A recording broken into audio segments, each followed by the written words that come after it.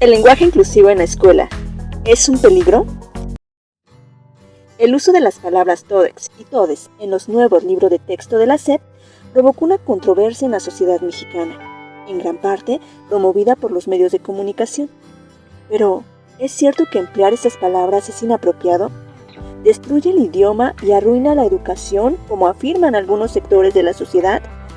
¿O por el contrario, es una oportunidad para visibilizar y tomar en cuenta a personas que siempre fueron excluidas? También es importante preguntarnos, ¿está bien modificar la lengua en favor de un grupo, una minoría de personas o una persona? Y más importante, ¿los docentes estamos obligados a enseñarlo a nuestros estudiantes? Para responder a estas preguntas, es necesario que revisemos un poco de historia de estas dos palabras, todex y todes. Tales términos forman parte del llamado lenguaje inclusivo, o también llamado lenguaje incluyente. Se trata de un conjunto de modificaciones a la lengua y es el resultado del esfuerzo e inquietudes de las nuevas generaciones. Este tipo de lenguaje implica la inserción de una letra neutral en la terminación de algunas palabras. Por ejemplo, en lugar de todos, se utiliza la letra E, resultando en todes. O bien, se utiliza la letra X, dando como resultado todex, como una forma de incluir a todas las identidades. Estas propuestas comenzaron a utilizarse en ámbitos universitarios, colectivos de derechos humanos, organizaciones civiles, desde hace poco más de una década. Ahora bien, hay que entender un hecho puntual. Los nuevos libros de texto de la SEP no proponen enseñar a los estudiantes estas nuevas alternativas lingüísticas, pues no están planteadas como contenidos de los libros de texto de español ni de ningún otro que reciben los estudiantes, sino que solo están planteadas brevemente en la presentación de una página de un libro. No se propone la imposición obligatoria de esta nueva forma de hablar y escribir ciertas palabras, sino sensibilizar a los profesores en estas nuevas inquietudes de las actuales generaciones de estudiantes, para quienes el tema ya es común e incluso cotidiano. Entonces, ¿por qué la controversia, el rechazo y la cerrazón? La respuesta tiene dos vertientes. En primer lugar, el afán sensacionalista de los medios de comunicación. En segundo lugar, la creencia de que el idioma es factible de degradarse por el mal uso. Detrás de ambas se encuentra la presencia de sectores conservadores. Por ejemplo, la Unión Nacional de Padres de Familia, partidos políticos de derecha, la Real Academia de la Lengua Española, entre otros. A todo ello debe sumarse un hecho político que no puede ser soslayado: la presencia en el poder de un partido de izquierda, con aceptación popular, pero a quien todos los actores antes mencionados se oponen. Ante este panorama de luchas políticas, todo acontecimiento, política pública, reforma o propuesta se convierte en campo de lucha de posiciones ideológicas. En este campo de lucha, los derechos de las minorías que desean ser escuchadas y tomadas en cuenta pasan a un segundo plano. La institución internacional que por 3 siglos ha regulado y cuidado el buen uso de la lengua ha expresado su oposición. La Real Academia de la Lengua Española señala que no es admisible usar la letra X ni la E como marca de género, pues a su parecer en la O del masculino quedan incluidos todas las personas. Por ejemplo, si en un salón de clase mixto el docente dice todos salgan al recreo, se entiende que saldrán niños y niñas. Más aún, dice la RAE, que el género femenino indicado por la A es el que discrimina, pues si ese mismo docente dice todas salgan al recreo, ya solo saldrán las niñas. Por tanto, dice que los cambios propuestos son innecesarios. Incluso dentro de la misma lingüística, disciplina que tiene a su cargo el estudio de la lengua, hay desacuerdo, pues hay quienes rechazan y quienes aceptan y promueven esos nuevos usos. Los que lo aceptan afirman que los hablantes son los dueños del idioma, no las instituciones. En tanto, los que lo rechazan señalan que es inútil, artificial e inclusive peligroso. Un ejemplo de este rechazo lo da el escritor Vargas Llosa, pues para él su uso desnaturaliza el lenguaje, además de ser estúpido y peligroso. Todes en lugar de todos o todas. Ahora, desnaturalizar el lenguaje porque se considera que el lenguaje machista es una estupidez que de ninguna manera yo voy a aprobar, ¿sabes? En esa misma lógica se encuentra la conocida lingüista Concepción Company, quien señala que el lenguaje inclusivo es artificial y peligroso.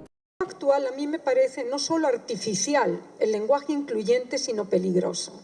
Es artificial porque si se fuera el movimiento real, se produciría en todas las etapas de la vida y de la vida cotidiana de cualquier ser humano. Con respecto a la incorporación del lenguaje inclusivo en la presentación de un libro de la SEP, la lingüista señala que es confuso, agramatical, inútil y experimental. En su opinión, el lenguaje inclusivo podría causar confusión, especialmente en los niños. Sin embargo, el lenguaje confuso y ambiguo existe aún sin el lenguaje inclusivo. En ello se enfocan los cursos de redacción, ortografía y conocimientos del léxico. Y son estas mismas áreas las que lo pueden solucionar. De eso tratan las materias que abordan estas áreas de la gramática y que forman desde siempre parte del currículo. Por otro lado, los estudiantes de nivel básico, así como de niveles superiores, demuestran la capacidad de comprender matices y contextos complejos. No subestimemos la capacidad de comprensión de nuestros estudiantes. Sostiene también que el lenguaje inclusivo es agramatical, es decir, no sigue las normas gramaticales del español estándar, lo que lo hace inaceptable desde una perspectiva lingüística. Desde luego que la introducción de modificaciones al lenguaje resultará agramatical, pues está propuesto desde el exterior de las tradicionales instituciones reguladoras de la lengua, las cuales se arrogan la propiedad sobre el idioma y dictan, muchas veces de manera autoritaria, las normas del buen decir. Y es incorrecto decir y escudarse en la lingüística como un argumento para negar a los hablantes el derecho de introducir los cambios en su propia lengua, pues la lingüística, como disciplina científica, para ser ciencia objetiva, debe limitarse a describir los usos tal como se producen, no a dictaminar si son correctos o no. Señala también que el lenguaje inclusivo es inútil e innecesario, pues no aporta ningún beneficio real. Pero la utilidad del lenguaje inclusivo debe medirse desde las necesidades de los sectores que lo proponen, como una alternativa de justicia, democracia y del ejercicio de sus derechos. La lingüista argumenta que el lenguaje inclusivo es experimental y no una regla establecida. Cree que se está tratando como una regla lingüística cuando, en realidad, está en una fase de experimentación morfológica. En esto acierta la profesora Company, pues comparado con la Real Academia, creada en 1713, el lenguaje inclusivo no suma en su existir ni 2 décadas. Se encuentra en etapa experimental, pero en una clara dirección: la igualdad y la visibilidad de personas antes excluidas del discurso. Finalmente, afirma que al enseñar el lenguaje inclusivo como regla en los libros de texto, se está distorsionando el estatus de este experimento, ya que todavía no se ha generalizado en la lengua española y existe incertidumbre sobre su futuro. Sin embargo, aunque no esté completamente generalizado, ya forma parte de las conversaciones en las aulas, incluso antes de su introducción en el libro de texto, pues son los propios estudiantes quienes introducen estos temas para debatirlos en clase. Es sintomática la postura de esta profesora, pues representa la actitud de muchos otros docentes que de inmediato se apresuraron a rechazar la que ni siquiera era una propuesta formal en los contenidos de los libros de texto, ni mucho menos constituía un ultimátum que todos debían obedecer, todos con argumentos similares, pero la mayoría con opiniones desinformadas e inclusive descalificaciones groseras e intolerantes.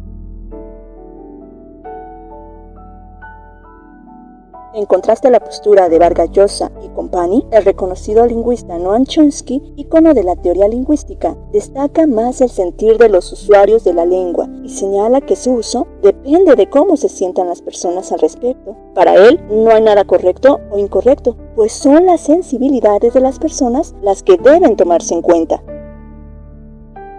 It says, Professor Chomsky, what are your thoughts on gender-neutral pronouns for individuals and inclusive language? Depends how people feel about it. There's no right or wrong. There was a time when, not many years ago, I grew up throughout all my life, the normal way of referring to Afro-Americans was Negro. Now you can't even say the word. You can't even refer to the fact that people once used it. Okay. There are people who don't think we should use he as the neutral pronoun. Okay, so let's use something else. People's sensibilities should be taken into account. There's nothing general to say about it. Estas dos visiones contrastantes de expertos en el lenguaje nos ofrecen dos enfoques distintos para formar una opinión clara sobre el lenguaje inclusivo, especialmente cuando se trata de enseñarlo o no a nuestros estudiantes. Por un lado, la doctora Company y el escritor Vargas Llosa temen que el lenguaje inclusive distorsione las normas establecidas del idioma, mientras que Noam Chomsky valora la importancia de reconocer y respetar los sentimientos de aquellos que desean ser identificados con estas nuevas palabras. Su enfoque se basa en una comprensión más profunda de la necesidad de inclusión y respeto hacia las identidades individuales. Entonces, como docentes surge la pregunta crucial: ¿es conveniente enseñar o hablar el lenguaje inclusivo con mis estudiantes? Es importante reconocer que el lenguaje inclusivo no tiene la intención de confundir, sino de visibilizar y respetar a una parte de la población que busca ser reconocida en su identidad. Hablar sobre el lenguaje inclusivo proporciona a los estudiantes la oportunidad de comprender diferentes perspectivas. Además, fomenta el respeto hacia la diversidad, promueve la inclusión y un pensamiento crítico y humanista. En lugar de considerar peligroso enseñar el lenguaje inclusivo, deberíamos preguntarnos si es peligroso perpetuar la discriminación y la intolerancia en nuestras escuelas y sociedades. Es necesario dejar atrás las actitudes negativas en cuanto a las nuevas generaciones, hacer a un lado la creencia de que cada generación es peor que la anterior y tratar de entender los cambios que traen consigo los estudiantes. La decisión de enseñar o no el lenguaje inclusivo recae en ti, ya que como docente posees autonomía curricular y autonomía profesional. Nadie te obliga a adoptarlo. Eres libre de tomar la decisión que consideres más adecuada para tu contexto educativo y para tus estudiantes. Lo que no puedes hacer es imponer tus prejuicios y posturas personales a tus estudiantes, fomentar la intolerancia y el odio en tu salón. Recuerda que son vidas las que tenemos a nuestro resguardo.